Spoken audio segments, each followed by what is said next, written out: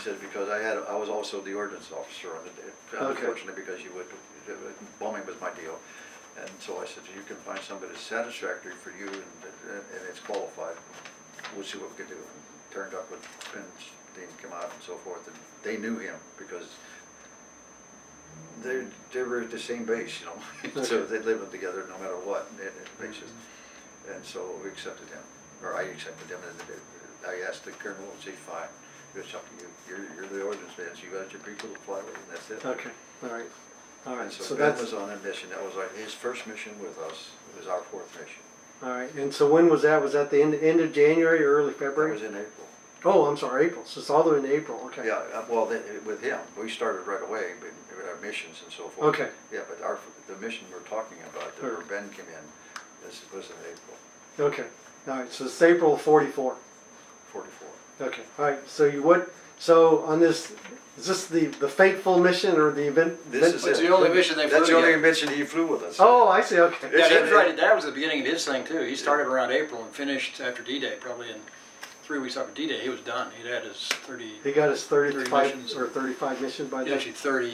He did 32, Okay. but he did multiple sorties on D-Day that counted as one. So Okay, yes, because they had 3 sorties that day. something like that. Technically, yeah. they had 4 because one of them was launched on the 5th, Right. and it's the 5th. It's counted on the 5th, but the bombing actually occurred on the 6th. And he so ended they up- actually made 4 bombing runs on D-Day. Yeah, he did 4 sorties and got counted for 1, I think. So he ended up with 32 Okay. missions. All right. Yeah. Okay. All right. So, tell me about this one mission that it's kind of an important mission. We went to Berlin. That's Okay. where what was our target. Okay. All right. This is the one that's in April. It's April 28th, I believe it was. Okay, April 28th of 1944. Okay. And it's the first time, we'd been back to Berlin before that, but we never made the target. Okay. That was in the first 3 or 4 missions. Okay. And on the run, which was normally bombardier takes the down the bomb run, which is me, and when you get to the end, the fighters, I turn close up the bomb bay, make sure all the bombs, the radio operator lets me know all the bombs are right, take out fast, faster.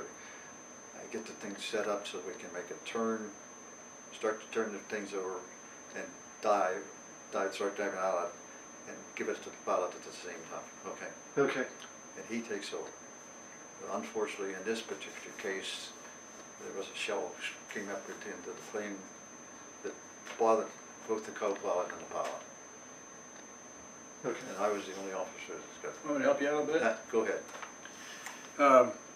Really interesting scenario. My dad sat from the ball turret side of the house. Normally what he does is watch the bombs leave the airplane, and he's responsible to see where the smoke goes for intelligence purposes.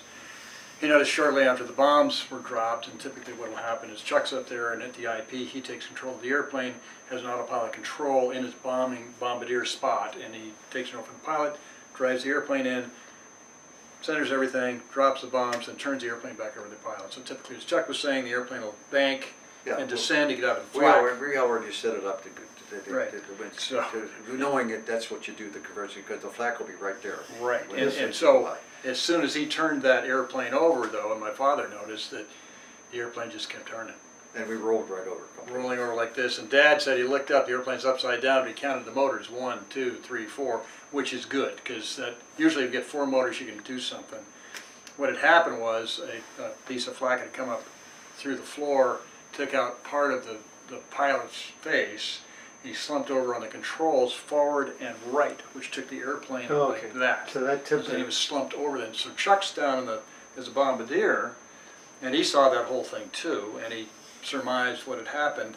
And I'll tell you, after being in the airplane today and looking at where he had to get from as a bombardier to get up and save the pilot, while they're going through this dive and circular pattern. It's still an inverted dive. It just kept going. It never stayed in one position. It did a so it's big flipping. spiral We're all the flipping way and down. spiraling and turning upside down, sideways, So- and anything you wanted. And pulling right, so Chuck was climbing from that bombardier spot up, Trying to back get up through there. that tunnel, which you saw. Okay, a little tunnel, and then you got to get up Trying on to the get back flight up deck. pilot Wow. and get him off of which I didn't know what happened when I got there, up to there, which I can remember walking on the sides of the aircraft, walking on the ceiling, because we had the place for, you could do your anything you want for norm up in the truck. If you want to take any kind of shots out of this instrument in the evening for navigation, you know, you can't do it any other way. And so I've been standing on that, which is the ceiling. Because the airplane's in a big spiral. It's climbing up. It's upside down, really. He's right walking on the surface of the airplane, which is the Trying to get ceiling through this hole. basically, Yeah. and the floor. And standing on I was standing on at times, there's a drift meter right behind me, and it had people were from the bombardier. Plus getting the snot knocked out of him, It quite stands up frankly. straight, and I had it one time at horizontal. I was standing up to jump up to that spot the nearest I could get to the thing where the hole was to go up to the Okay. where the pilots were. And when I finally got up to the pilots, the first thing I looked was I was on my knees right at the floor with the guy. He fell from the ball turret, kind of was on the floor, had a big dent in his head, and there wasn't moving. I picked his arm up, dropped down, and I thought he was dead. That was the engineer gunner, right? That's the engineer, Oh, as well as the curb. top turret? He's a Yeah, co top turret, turret. but he's also the engineer Okay. on the group. Right. And Hadley kept pointing me day like this, and I said, "What the hell's going on?" Because in the meantime, I had walked up there, or got up there. I took my oxygen system off and put on a walk-around bottle because I couldn't get from there to do with my oxygen system. Okay. And when I got there, we had kept pointing, so I went to Hardin's place, I buckled his parachute from him, rolled him off of the thing, because what he had done, had fallen on the rug. That's what happened, he had fallen on the steering wheel. Okay. And it went down on top, he was pushing it down, but nobody could do it. Because he had it twisted also. Had his legs, everything on the left of him he couldn't use. He's a co-pilot. The co-pilot, okay? So there I am, so I get the thing in a place, a bloody mess, don't miss it. There's no instruments, you can see anything, blood is all over the place. And I got Harkin out, which was the pilot, Okay. onto the floor. I took his face and put the part here that was blown off, it was laying on his shoulder, back on his head, put my walk-around bottle on him and put on the straps and so forth like that. Went up and let him lay there, Okay. and went up to his cockpit, right beside him, because I stood up there and got his placed in that thing. What I didn't know was that we had gone from roughly 30,000 feet, we were in that area about 27 to 28,000, down to about 9,000 feet in that process of all this was happening. Okay. Getting the plane back under control. And Hadley says to me, he says, "How are you going to do this?" I says, "There's only one thing we can do. We wiped off some of the instruments, the blood on some of the instruments to know what we're doing." And I put my feet up onto the dashboard and started pulling up, trying to get the thing out of the dive. Once we got it to level and it was still diving, try to level it out. That's how come we ended up with somewhere around 9,000 feet. Okay. It should be noted that Chuck has never flown an airplane. I never flew a bomber in my life, but I was the only officer left that couldn't do anything. Okay. My action was knowing what was it, where we were, trying to find out where we were, and I had the only capabilities to do it. Okay. All right. So the pilot basically his face is Yeah, I pretty put much it gone. back So he- together and buttoned him up, put my mask on him and so forth, and put the straps back on him, and that's what held him together. And I told the guys Okay. to put, if he's bleeding anymore, open him up. And I said, get the blood freeze. Well, I didn't know we were 9,000 feet. The guy, after they've got him gone, they figured out he's bleeding anyhow. But we were 9,000 feet, so instead of up around 27,000 where we started from. Okay. What he's talking about is if you have a big wound at the higher altitudes, you'd often expose it because it would freeze, Yeah. and that would hold everything in place. Correct. Yeah, In this but case, he when- wasn't aware that it had come down so far. I'd done it already. But that's why I did it. It actually saved the guy quite a bit because he put it together. It stopped the bleeding just with the pressure of the mask and all of that. Okay. Kind of saved his life. Yeah. Yeah. Also, I think it's interesting to talk, and we talked about this a lot, in the dynamics of recovering from the spiral. One of the things that will happen to the B-17 is it'll pull the wings right off.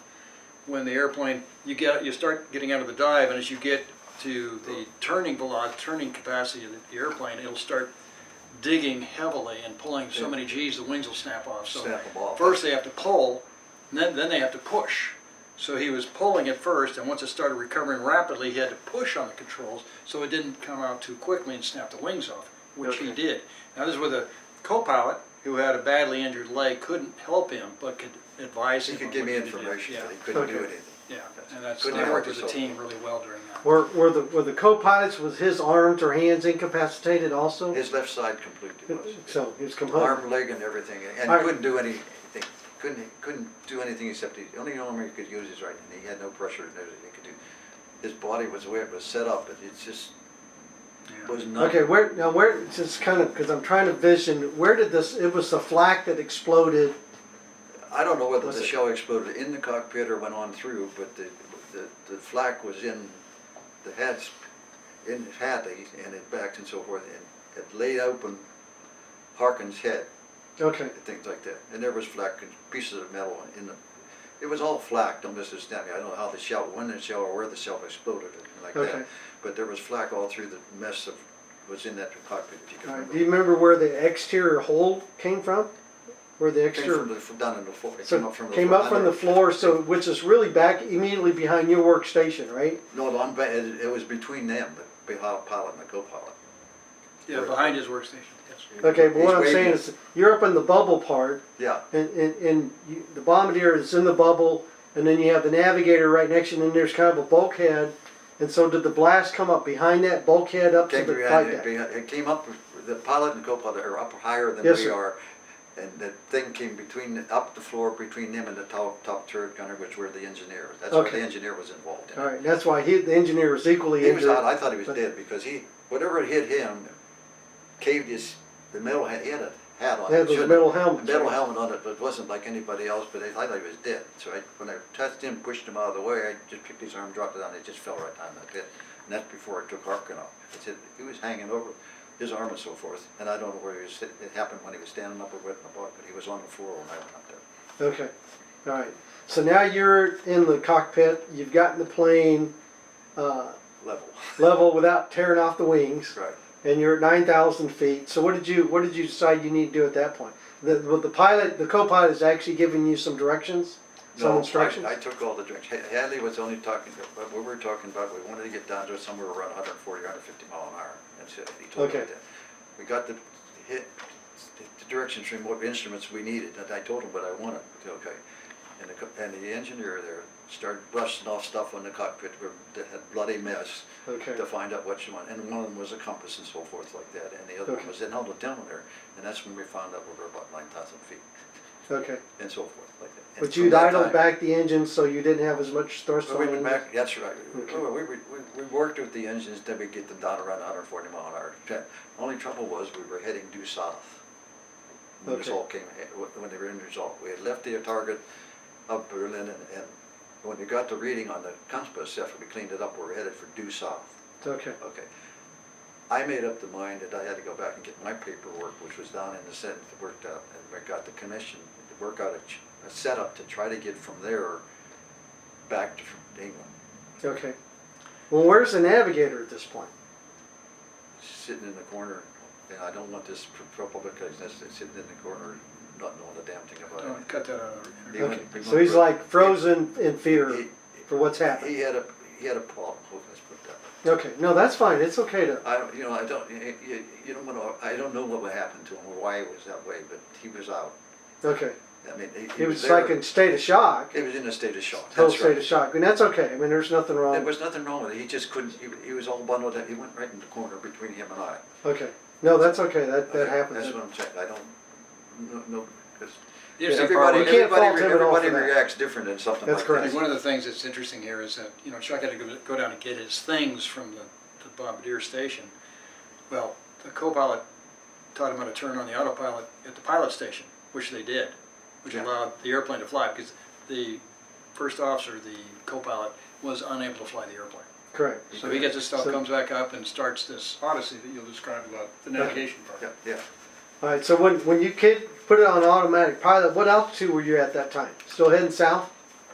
We were still, when I came back, we were headed south, and what I wanted to do, I took the, okay, I also had a certificate from, I'd gone through the medical school, or the aeronautical school with English, Okay. which I took as a test and passed, got everything like that. But the good part of that I didn't realize what I gained out of it, was the fact that they had what they called a G equipment that they used in their instruments. It looked like a screen that you'd look on your TV.